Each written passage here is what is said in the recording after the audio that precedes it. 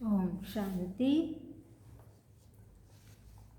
आज सुनेंगे हम 7 तारीख की वाणी। 7/4/25 की साकार वाणी है। मुरली का सार है, मीठे बच्चे, सबसे अच्छा दैवी गुण है शांत रहना, अधिक आवाज में न आना, मीठा बोलना।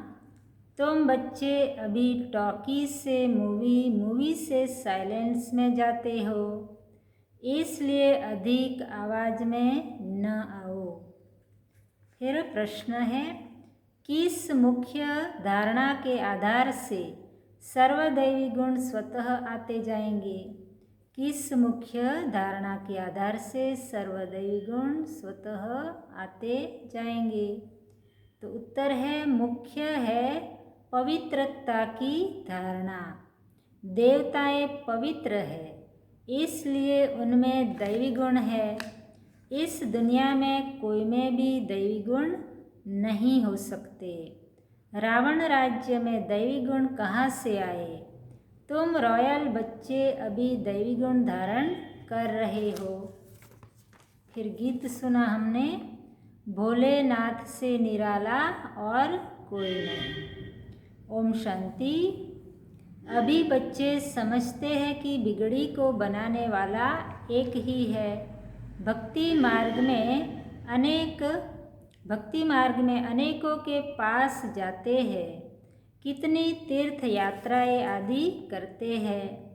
बिगड़ी को बनाने वाला, पतितों को पावन बनाने वाला तो एक ही है। सद्गति दाता, गाइड, लिबरेटर भी वह एक है।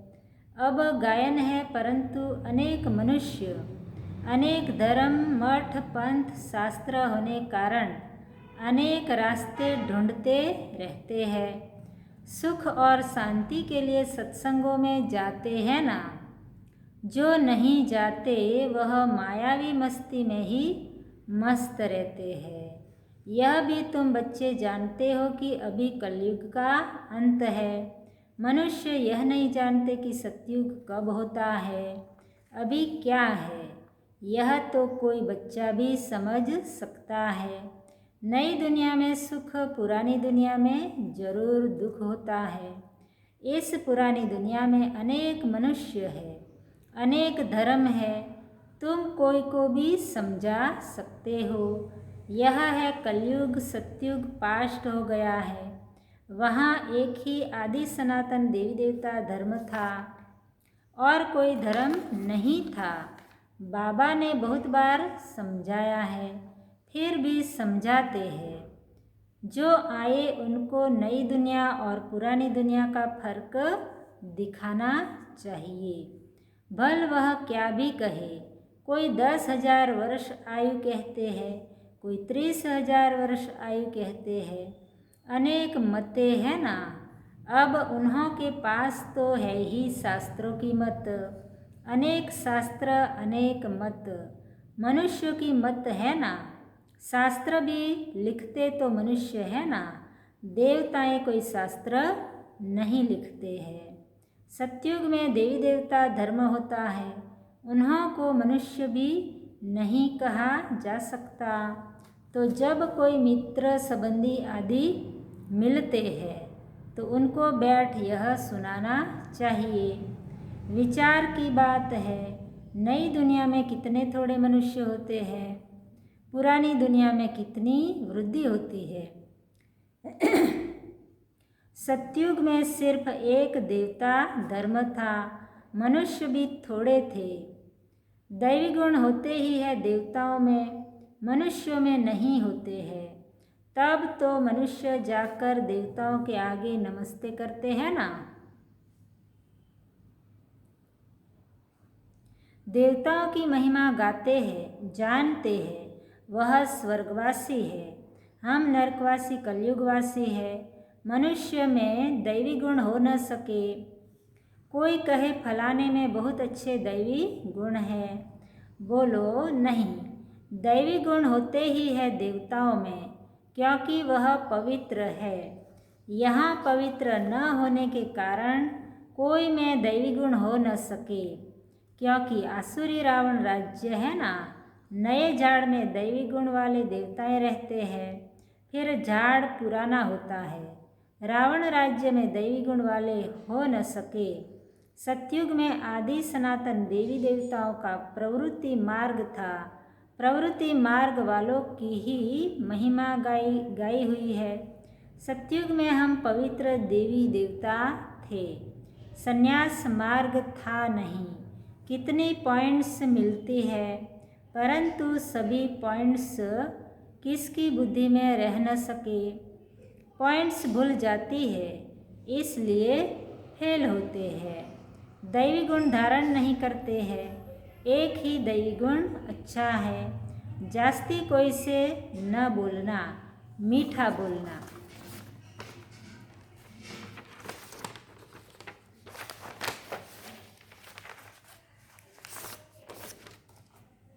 बहुत थोड़ा बोलना चाहिए, क्योंकि तुम बच्चों को टॉकी से मूवी से साइलेंस में जाना है, तो टॉकी को बहुत कम करना चाहिए। जो बहुत थोड़ा धीरे से बोलते हैं तो समझते हैं यह रॉयल घर का है, मुख से सदैव रतन निकले। सन्यासी अथवा कोई भी हो तो उनको नई और पुरानी दुनिया का कॉन्ट्रास्ट बताना चाहिए। सतयुग में दैवी गुण वाले देवताएं थे, वह प्रवृत्ति मार्ग था। तुम सन्यासियों का धर्म ही अलग है, फिर भी यह तो समझते हो ना। नई सृष्टि सतो प्रधान होती है, अभी तमो प्रधान है। आत्मा तमो प्रधान होती है तो शरीर भी तमो प्रधान मिलता है। अभी है ही पतित दुनिया, सबको पतित कहेंगे। वह है पावन सतो प्रधान दुनिया। वही नई दुनिया सो अब पुरानी होती है। इस समय सभी मनुष्य आत्माएं नास्तिक है, इसलिए ही हंगामे है। धनी को न जानने के कारण आपस में लड़ते झगड़ते रहते हैं। रचयिता और रचना को जानने वाले को आस्तिक कहा जाता है। संन्यास धर्म वाले तो नई दुनिया को जानते ही नहीं। तो वहाँ आते ही नहीं। बाप ने समझाया है, अभी सब आत्माएं तमो प्रधान बनी है, फिर सभी आत्माओं को सतो प्रधान कौन बनाए?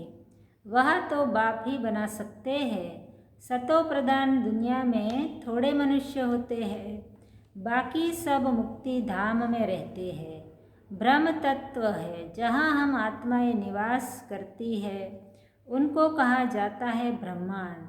आत्मा तो अविनाशी है।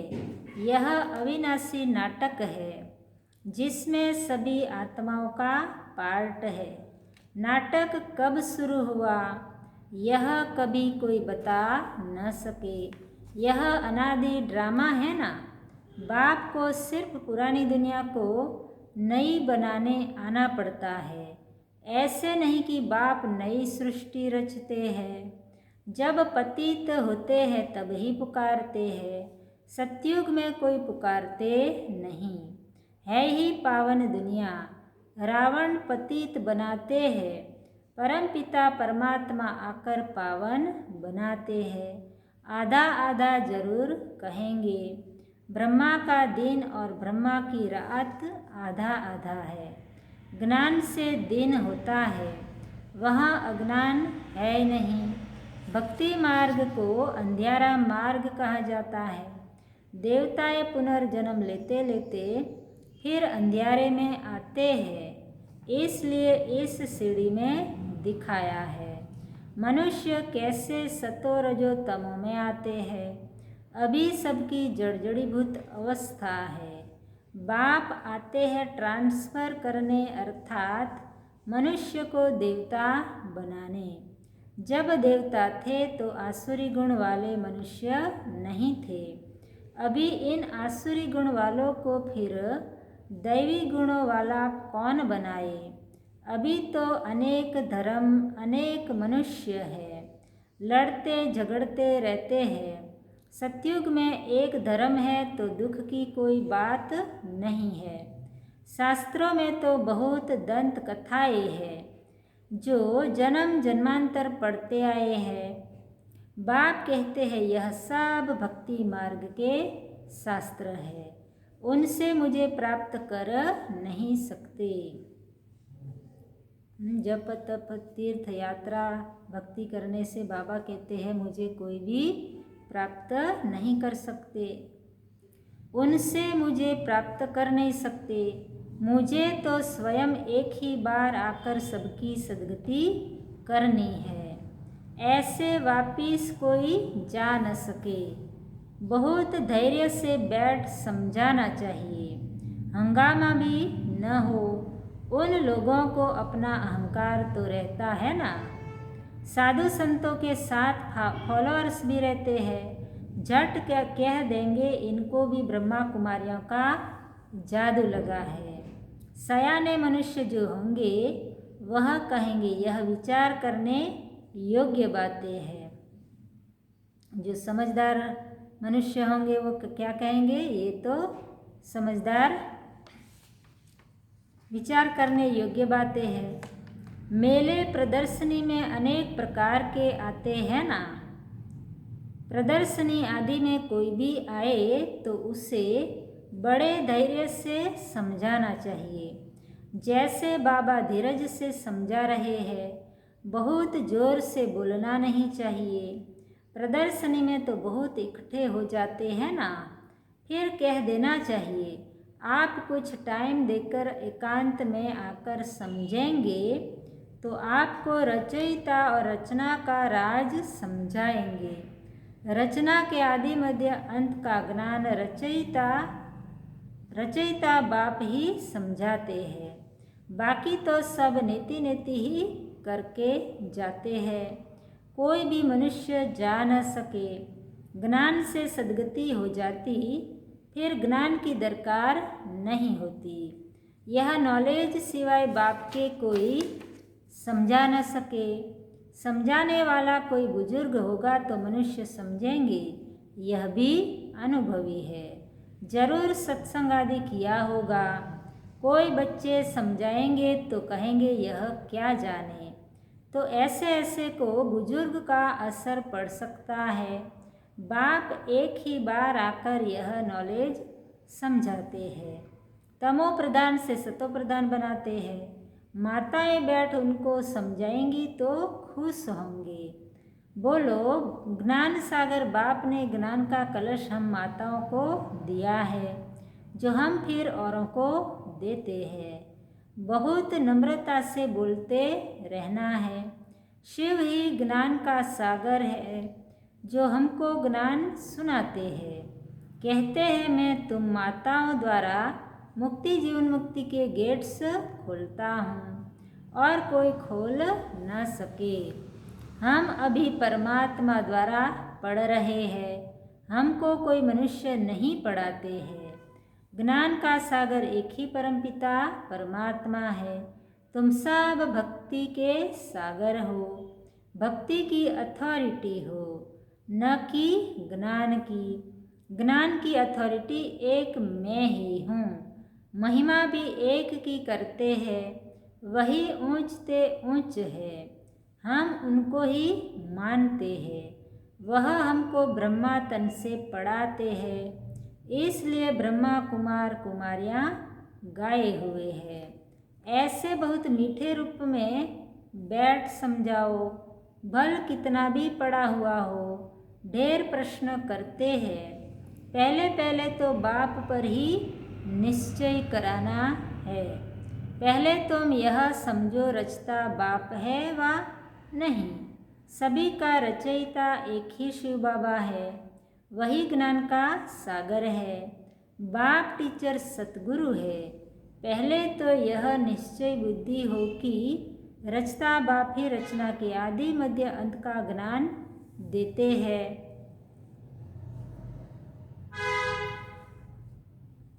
वही हमको समझाते हैं।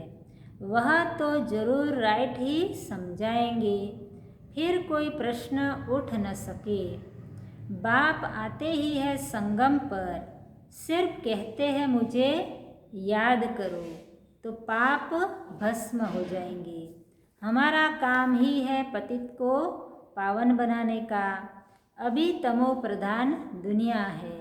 पतित पावन बाप बिगर कोई को जीवन मुक्ति मिल न सके। सभी गंगा स्नान करने जाते हैं, तो पतित ठहरे ना।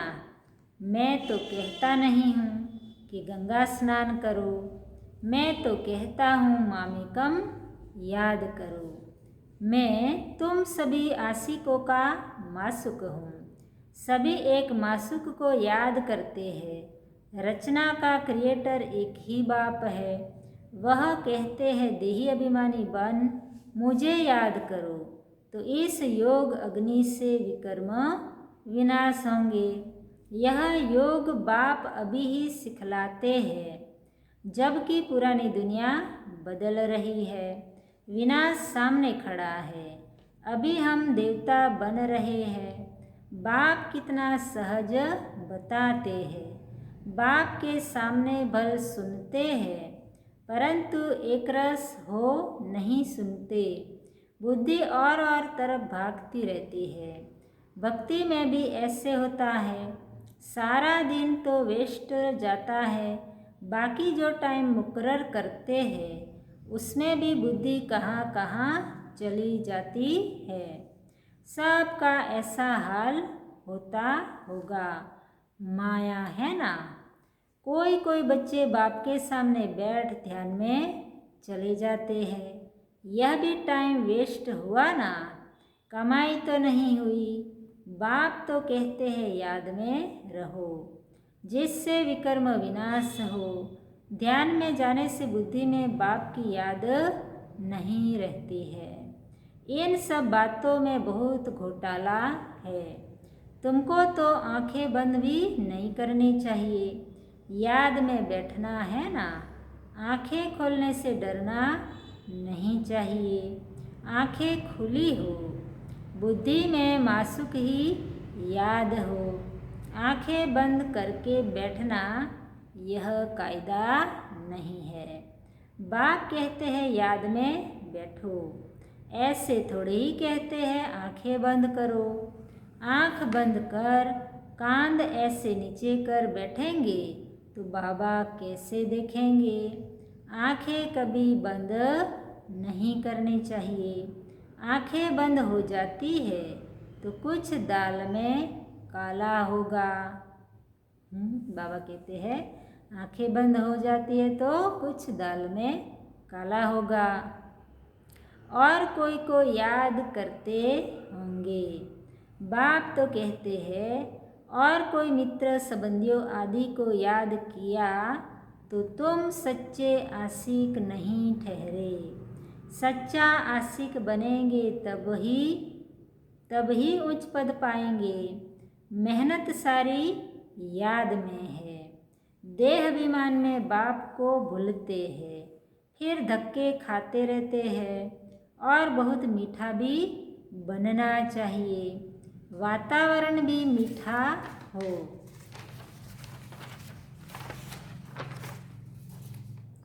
कोई आवाज़ नहीं, कोई भी आए तो देखे बात कितनी मीठी करते हैं।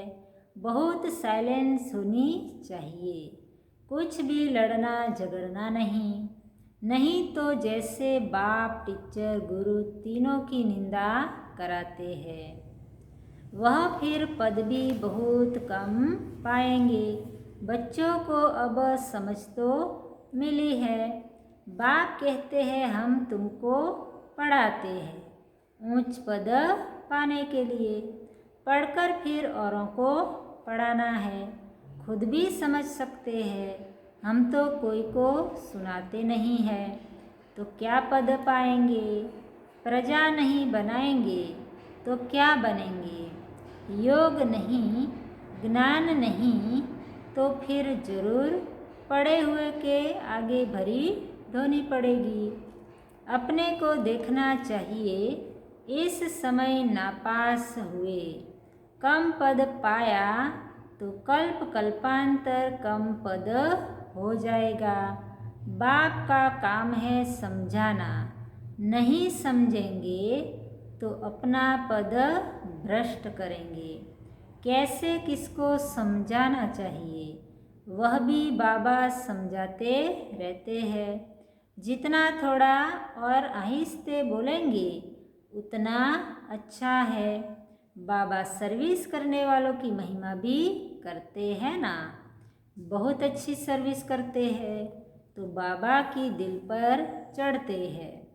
सर्विस से ही तो दिल पर चढ़ेंगे ना। याद की यात्रा भी जरूर चाहिए, तब ही सतो प्रधान बनेंगे। सजा जास्ती खाएंगे तो पद कम हो जाएगा। पाप भस्म नहीं होते हैं तो सजा बहुत खानी पड़ती है, पद भी कम हो जाता है। उसको घाटा कहा जाता है। यह भी व्यापार है ना। घाटे में नहीं जाना चाहिए। दैवी गुण धारण करो, ऊंच बनना चाहिए। बाबा उन्नति के लिए किस्म किस्म की बातें सुनाते हैं। हमारी उन्नति के लिए बाबा विभिन्न प्रकार की अलग अलग बातें सुनाते रहते हैं। अब जो करेंगे सो पाएंगे। तुमको परिस्तानी बनना है, गुण भी ऐसे धारण करने हैं। अच्छा मीठे मीठे सिकिलदे बच्चों प्रति माता पिता बाप दादा का याद प्यार और गुड मॉर्निंग। रूहानी बाप की रूहानी बच्चों को नमस्ते और हम रूहानी बच्चों की रूहानी माता पिता बाप दादा को दिल व जान सिक व प्रेम से याद प्यार गुड मॉर्निंग और नमस्ते नमस्ते नमस्ते। थैंक यू बाबा, शुक्रिया बाबा। फिर धारणा के लिए मुख्य सार है। उसमें पहली बात है किसी से भी बहुत नम्रता और धीरे से बातचीत करनी है। बोलचाल बहुत मीठा हो, साइलेंस का वातावरण हो, कोई भी आवाज़ न हो, तब सर्विस की सफलता होगी। फिर दूसरी बात, सच्चा आशिक बन एक मासूक को याद करना है। याद में कभी आंखें बंद कर कांध नीचे करके नहीं बैठना है। देही अभिमानी होकर रहना है। फिर आज का वरदान है, सर्व खजानों को स्व के प्रति और औरों के प्रति यूज करने वाले अखंड महादानी भवो। सर्व खजानों को स्व के प्रति और औरों के प्रति यूज करने वाले अखंड महादानी बनो। फिर उसका विस्तार है, जैसे बाप का भंडारा सदा चलता रहता है, रोज देते हैं, ऐसे आपका भी अखंड लंगर चलता रहे, क्योंकि आपके पास ज्ञान का, शक्तियों का, खुशियों का भरपूर भंडारा है। इसे साथ में रखने व यूज करने में कोई भी खतरा नहीं है। यह भंडारा खुला होगा तो चोर नहीं आएगा, बंद रखेंगे तो चोर आ जाएंगे। इसलिए रोज अपने मिले हुए खजानों को देखो और स्व के प्रति और औरों के प्रति यूज करो, तो अखंड महादानी बन जाएंगे। फिर स्लोगन है, सुने हुए को मनन करो, मनन करने से ही शक्तिशाली बनेंगे। सुने हुए को मनन करो, मनन करने से ही शक्तिशाली बनेंगे। फिर अव्यक्त इशारा है, कंबाइंड रूप की स्मृति से सदा विजयी बनो। उसका विस्तार, सेवा और स्थिति, बाप और आप, यह कंबाइंड स्थिति, कंबाइंड सेवा करो तो सदा फरिश्ते स्वरूप का अनुभव करेंगे। सदा बाप के साथ भी है और साथी भी है, यह डबल अनुभव हो। स्व की लगन में सदा साथ का अनुभव करो और सेवा में सदा साथी का अनुभव करो। अच्छा, ओम शांति, ओम शांति। अभी हम बाबा को याद करेंगे।